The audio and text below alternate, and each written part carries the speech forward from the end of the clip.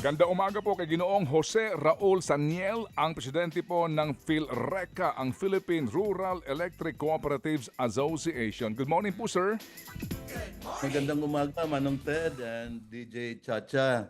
Maraming salamat sa paanyaya na ang PhilReca makapagbigay ng ibang ah, informasyon or sa mga posisyon natin sa pinag-uusapan natin ngayon. In fact, nagiging malaking topic na ito, naging national topic na Of course. itong Of course. Ano po? pinag-uusapan nating system law, pagtanggal ng system loss charge, Opo. Opo. and of course yung system loss VAT. So maraming salamat. Opo. Sige. So, sir, ito po muna. Ang balita kahapon, yung daw pong DOE, pati ho Malacanang, naalala ko, nag-announce sila na ang DOE, ang NEA, opo, at mga stakeholders daw po, nagtakda ng pulong para pag-usapan itong isyong ito na inanunsyo nga po ng Pangulo sa kanyang SONA, no? Yung pag-alis sa system loss sa ating bill at maging yung bayarin ng VAT sa ating pong system loss na ito. Kayo ho ba'y talagang nagkaroon na po ng pagpupulong o magkaroon na ho ba ng takdang pagpupulong? Well, ganito yan, Manong Ted. Of course, nagpapasalamat kami na magkakaroon ng mga pagpupulong na gagawin. Of course, tayo sa PhilReca, lagi naman tayong inimbitahan. In fact, we are heavily involved talaga sa mga diskusyon, lalo na sa mga ganitong mga importanteng issues. So, naghihintay na lang kami, Manong Ted, kung kailan yan. And then kami, mag-a-attend kami and we will be very active good at talaga doon sa ano natin yung mga diskusyon, and then iparating natin talaga yung kung ano yung position ng mga electric cooperatives, kasi tayo naman sa PhilReca, of course we represent, sa sinabi mo na kanina, we represent yung 121 electric cooperatives. So yung mga advokasya natin at position natin doon sa issue na ito, yung sa system loss charge na pagtanggal, and of course yung Opo. sa VAT. Sige po. So sa ngayon po ba, sir, ano po ang inyong unang posisyon dito ho sa pagtatanggal po ng system loss? Ano ho ang inyong posisyon dito? Sa simple po lamang na paliwanag. Well, ganito, Manong Ted, ang position talaga ng PhilReca noon pa man, in fact, bago ito lumaki itong issue na to na sinabi ni Presidente, way back 2019, ang PhilReca at mga representante natin sa Congress, yung APEC Party List and PhilReca Party List, talagang sinusulong na natin na alisin yung system loss VAT. Dalawa kasi ang pinag-uusapan natin dito, Manong Ted. Yung system loss VAT na tatanggalin at saka yung system loss charge. So yung system loss VAT, sinasabi natin dapat tanggalin na to. Ito'y nakabase doon sa fundamental principle ba na ang VAT as a consumption tax, hindi dapat ito ni-impose ng mga transactions na yung bang na system loss na nga, dapat bakit mo pa papatungan ng tax. So that's why ito yung position namin noon na talagang dapat wala ito. Sa usapan naman ng system loss charge, kasi dalawang pinag-uusapan nito, ito ang medyo mabigat para sa atin. Ang posisyon talaga natin, pwede naman siguro, pero dapat merong managot. Sang-ayon kami dito kung merong sasalo sa, of course, sa system loss charge, because kung kita mga electric cooperatives ang ipapasa ito sa atin, mahihirapan ang mga electric cooperatives. Sa palagay ko, hindi lang mga electric cooperatives, including of course mga private distribution utilities. Una, tingnan natin ang ating kuan. Ito bang mga electric cooperatives, kami ang nagsiservisyo sa mga probinsya.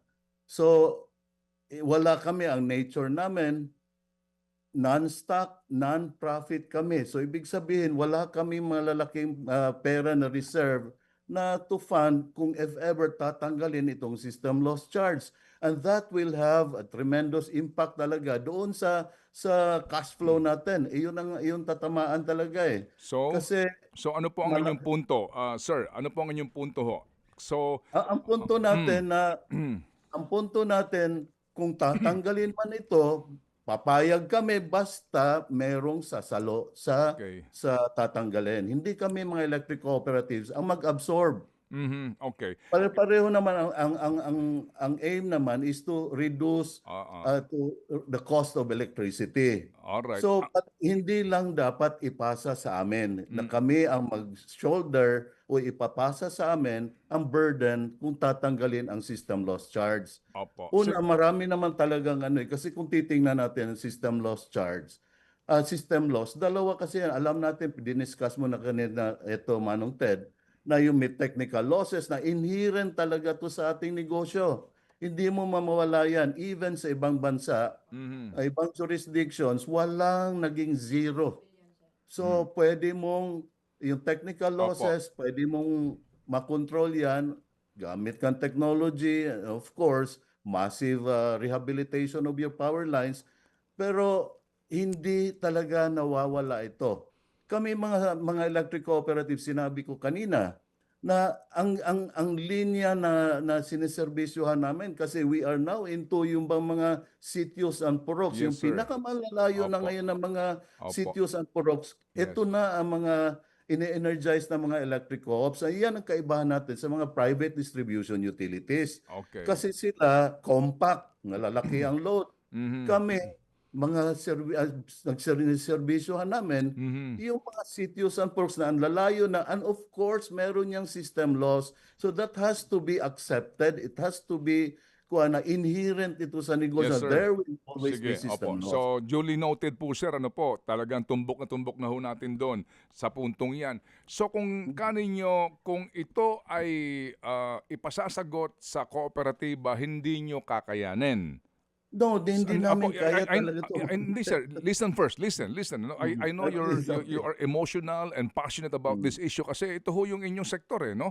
And Opo, opo. we commensurate po sa inyo pong damdamin. Sa inyo pong palagay, sino ang dapat sumagot kung kayo po tatanungin?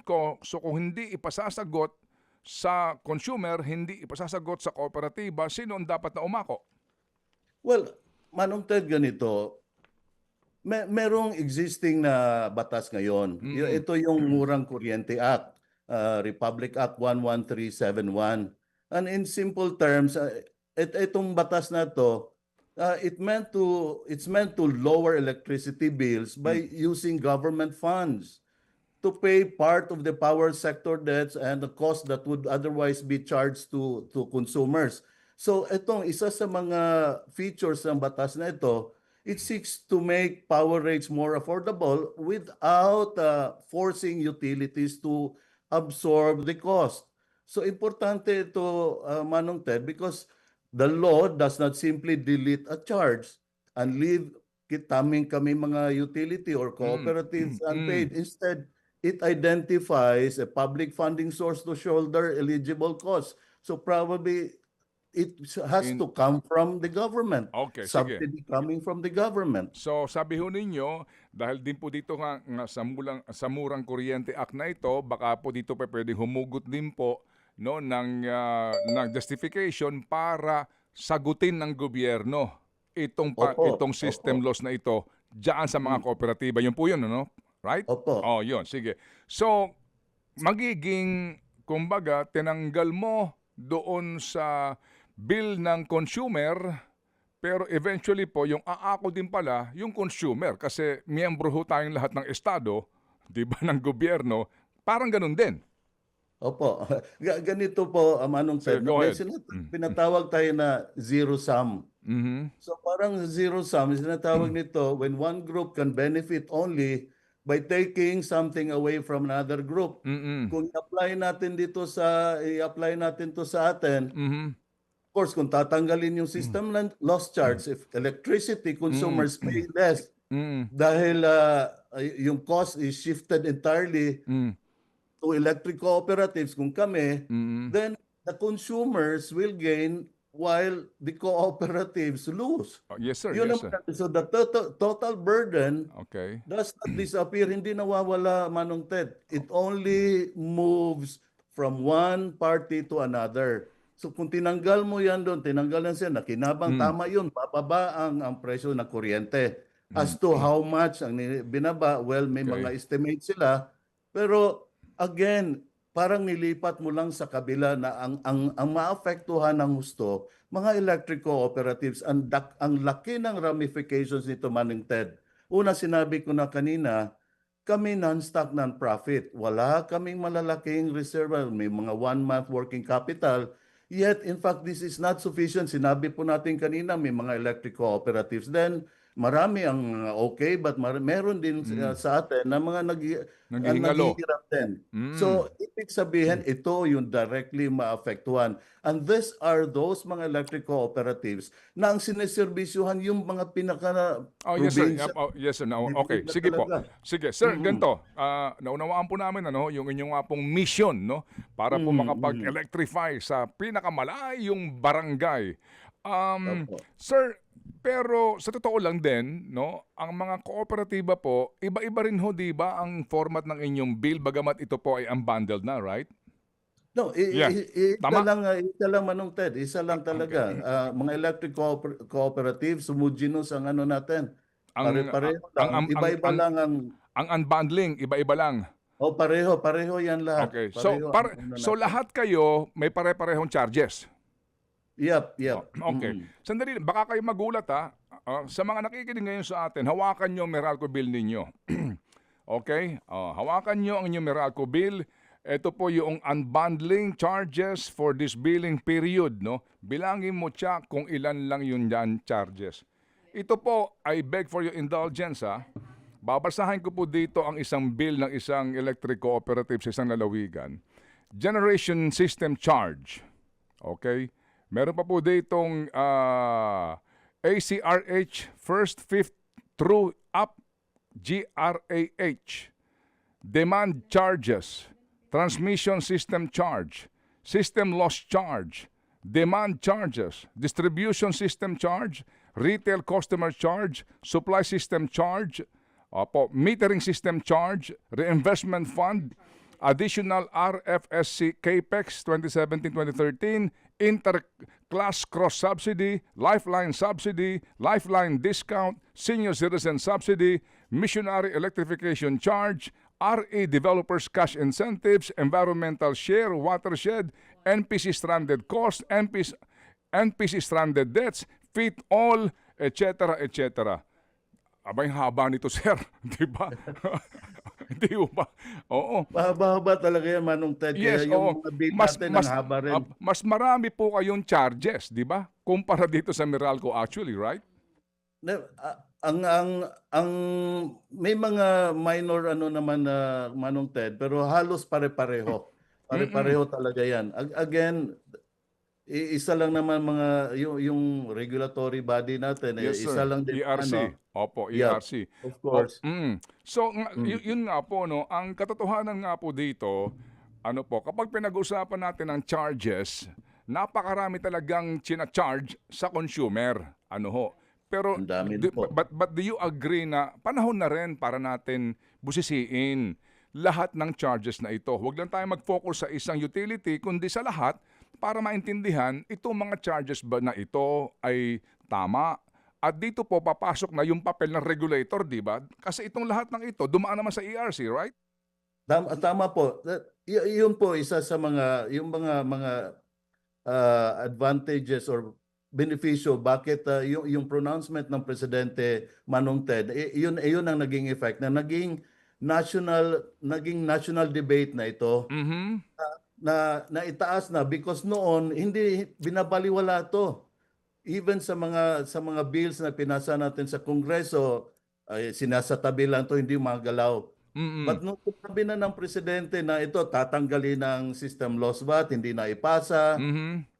Naging naging national na Yes, usapan na ngayon, opo. which is good. Opo. Because ang ating mga regulatory bodies, mga agencies natin of the government, Okay. decision makers, mga legislators natin, again, it Yes. requires already to Opo. look into the entire kuan ba? Yung Picture, the entire picture. Okay, sige Yes, po. Okay, of the so ano, sir, ito po ha. Ito ngayon. So ihiwalay ko muna itong VAT, no? VAT na pinag-uusapan natin. Ito ho muna ang system loss na ito. All right. So ngayon, ang sinasabi kasi nga ang narinig ko yung alam mo yung nagmamadali inihahabol itong amendment sa EPIRA. Sa punto naman ng iba, ba't ka magmamadali na naman? 'Di ba? Baka pwedeng sa halip na magmadali, siguraduhin na lahat ng stakeholders, lahat kayo diyan makonsulta na sa ganun malaman. Kasi baka pag nagmadali, hindi ho ba, magkamali na naman. At sa halip po na gumanda ang buhay natin, lalo tayong, alam mo na, mapunta ho sa perdisyon.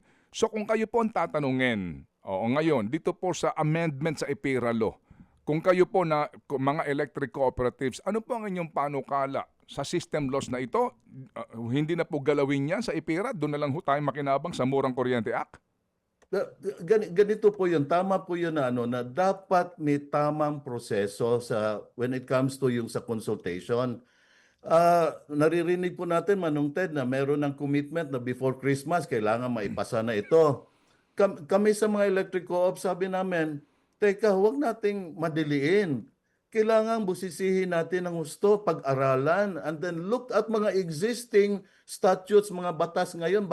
Baka naman kasi may mga existing na batas like yung Murang Kuryente Act na pwede na ito i-improve or mag-come up tayo ng mga implementing rules and regulations na pwedeng i-enhance na lang.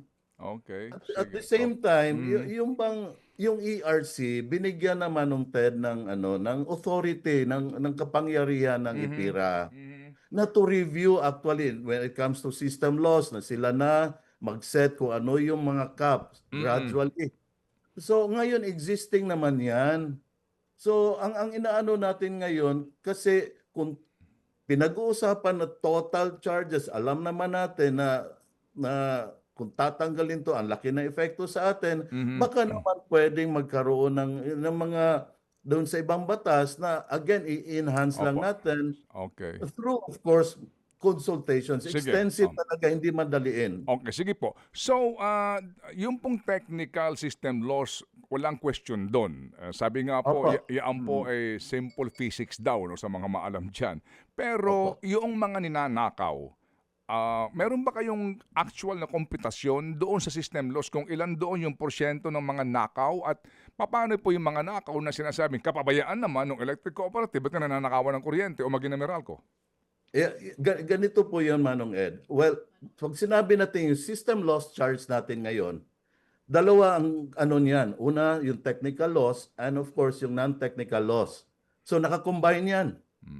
So, sa ngayon, although there is already a formula ng ERC kung paano mayroong distribution system loss study, pero napakahirap, Manong Ted, na separate yung, of course, to determine ilang porsyento dyan yung nakaw sa system loss mo ang non-tech. Napakahirap. That's why ito yung isang aspeto na gagawin dapat ng ating regulatory bodies o ibang pang mga na titignan natin to come up with a better actually measure on how we will be able to determine talaga ano yung non-tech side and then yung sa technical side. Is there a science to that or a technology to be able to identify it? Meron Manong, because it can be measured naman. In fact, meron ng existing may existing formula. Again, there is already sinasabi ko ngayon, DSL, Distribution System Loss formula or study. And then it can be done. Iyon lang i-enhance natin, hanapan natin ng mas magandang paraan, technology na applyan natin so that we can better, separate. But unfair talaga na tayo naman, this is really, itong namin, unfair talaga na ang nagbabayad ng non-tech, of course, yung mga responsabling hindi dapat ang pinapasa. Yung pong VAT dito, sir, ang sinasabi nga din po ni Congressman Miro Quimbo, tatlo ang VAT nito magmula sa generation, transmission, at saka distribution, separate ang singilan ng VAT dito. Oo, ay sinasabi nga na wag na ho din, hindi pa kasama yung VAT doon mismo sa system loss. Ano po inyong maiksi po lamang na paliwanag doon? Well, tama po kayo dyan. Sa generation charge may VAT. Transmission charge may VAT. System loss may VAT. Distribution charge may VAT. ang point na to supply charge may VAT, halos napakarami doon, Manong Ted, vatable. Mhm. May nakapatong system loss VAT. Mm. Now, ito na yung punto na sinasabi natin na we have to review everything. Kung ano yung mga components o items na binabayaran ng tao, it has to be looked into, i-review lahat. Sabi ko nga kanina, Manong Ted, kung gusto natin bumaba ang presyo sa kuryente, tingnan natin ilan lang ba ang porsyento ng system loss sa total nating binabayaran? Napakaliit na porsyento. That's around mga 5% based on estimate. Pero kung titingnan natin from generation charge, actually, nasa mga 65 to 70%. Ibig sabihin dahil kung iyan ang pinakamalaking component sa binabayaran ng tao, therefore, it is imperative for us to look into that. Ano ba itong mga binabatong Okay. value generation charge, Opo. even the one, kasi mas malaki ang flexibility niya, mas malaki kasi ang porsyento niya sa Okay. binabayaran natin. And of course, it applies to the rest of the items sa binabayaran natin na bill. Sige po. So again, ano ho, ang kagandahan daw dito nga kasi the President, kumbaga excited everyone, no, ginising tayong lahat sa napaka-importanteng usapin na ito. Pati nga po yung mga binabalangkas umano na amyenda. Right? Wala ho question Opo. doon. At sa Opo. kainaman din nito kasi sino bang ayaw ng murang kuryente? Pero at the end of the day, ito nga pong sitwasyon, particular po itong mga electric cooperatives, no? Ilan ang naghihingalo sa inyo, sir? At kung sakasakali po, baka malagutan na po ng hininga. Well, of course, nag-exist pa naman ito mga electric co-ops. Mm, Ilan lang ito, Manong Ted, if I'm not mistaken, sa mga ano lang, mga nasa 7 lang siguro to out of okay. 121. So hindi naman ganun kadami. All right. Ang daming mga electric cooperatives sa AAA Okay, and good. then That's good. mga ano. Pero kaninyo, kapag karaka-raka ipinasalo ito sa inyo, alright, definitely po, hindi nyo kakayanin. Pati po itong usapin nga po, nitong tax kung kayo na po lahat ang sasalo. Yeah. Hindi natin kakayanin talaga, Manong Ted. It will have a tremendous impact sa operations ng mga electric cooperatives. And ang pinakamasakit nito, baka maapektuhan pa yung rural electrification program natin. Okay. Tayo kasi mga electric cooperatives, tayo yung naatasan ng gobyerno. We are the implementing arm of the government sa rural electrification program. Tinanggap namin yung responsibility knowing that despite ng system loss na i-contribute niyan sa ating operations, again, because this is our mission. So kung ang naghihingalo ang mga electric cooperatives because we absorb yung tinanggal na system loss charge, then it will actually impact on our ability to pursue yung rural electrification program na government. Mas maapektuhan din ang quality of service because Manong Opo. Ted, to bring down system loss, you need to invest. Walang system loss na reduction na mangyayari if you are not going to invest, because again, the problem facing us is aging infrastructure, Okay. which is one of the Alright. major causes of system loss. Opo, yes So, sir, yes kung sir. maghingalo kami, ano pang pambili namin ng transformers, meters, wires? Opo. So, Yes sir, ganun po. we understand, ano po, and klaro po yung inyong passion dito po sa diskusyon na ito. Ang worry ko lang po dito sa gantong uri ho ng mga diskusyon, at kapag hindi po tayo kumbaga maging focus lamang ano po sa totoo, no, na mga adhikain at dapat na gawin, we might lose our sanity. Yun ang problema doon, sanity loss sa isyong ito. Okay. Napatataw na.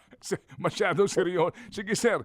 Sir, salamat. Opo. Salamat po na marami. Kami po ay makikipag-ugnayan po sa inyo. No? Kung nagkaroon na ho kayo ng meeting with NEA and the OE, let's discuss, no? Para maintindihan po natin ang pagtutulungan po ninyo para ho magkaroon dito ho ng solusyon sa binabanggit na problemang ito. And eventually nga po, hindi pa dalos-dalos, pinag-isipang mabuti na sa ganun po, hindi eventually tayo pong lahat ang mag-aambag-ambagan para sa system loss ng lahat ng consumer, even sa labas ng inyong probinsya o lugar. Ganun po ang mangyayari dyan eh. Salamat po, Ginoong Opo, Jose Raul. maraming salamat Manong Ted. Maraming salamat. Yes, we will of course inform you kung anong mga developments ngayon sa mga consultation meetings. Opo. Mabuhay, sir. Opo. Thank you. Mga kapatid, patuloy po kayong tumutok sa 105.9 True FM para sa totoong balita, impormasyon, music and entertainment. Mag-subscribe sa aming YouTube channel at podcast at sundan nyo kami sa Facebook, Instagram, X at TikTok sa True Network PH. Bisitahin din po ang aming official website, truefm.ph. At panoorin din kami sa True TV Signal, Channel 19. Kami po ang 105.9 True FM. Laging true sa'yo, kapatid. Tayo sa totoo, tunay at tapat.